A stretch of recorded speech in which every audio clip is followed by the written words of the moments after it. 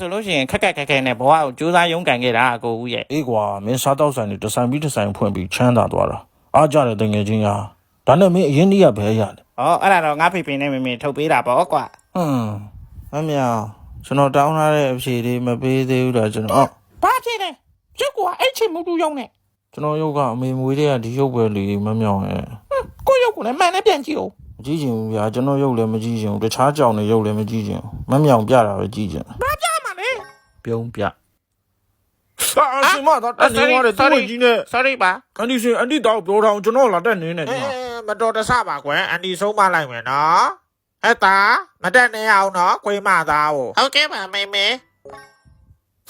ဟဲ့မင်းအီးပေါက်လားမင်းပါငါ့ကိုလာမဆွဆွဲငါမပေါက်လို့ပေါ့ရောငါပြင်နေကြီးရောဖေးရောနိုင်နေဘောင်းနန်းအောင်တေချာနန်းရောတေချာနန်းကြီးငါပေါက်လားအမနန်းလားဟုတ်တယ်ရောက်နေမင်းတို့လမ်းမကြီးမှာကွာကြွက်ချင်းတွေကိုတော်ကြတော့ကွာရောက်ရင်းညွန့်တော်တော့ရောက်နေတော်တော့မင်းတို့နေဘာကောင်းနေလဲကွာအချင်းတွေကိုကွာရောက်နေငါပြောလို့မကောင်းလို့တော့မင်းတို့ချလေငါဝမ်းတာလေးပဲနော်ရောက်နေတော်တော့နော်ဒီလိုညာတိုင်းငါနဲ့မင်းအတူဟောင်းခွင့်ရှိရဲ့အတိုင်းထက်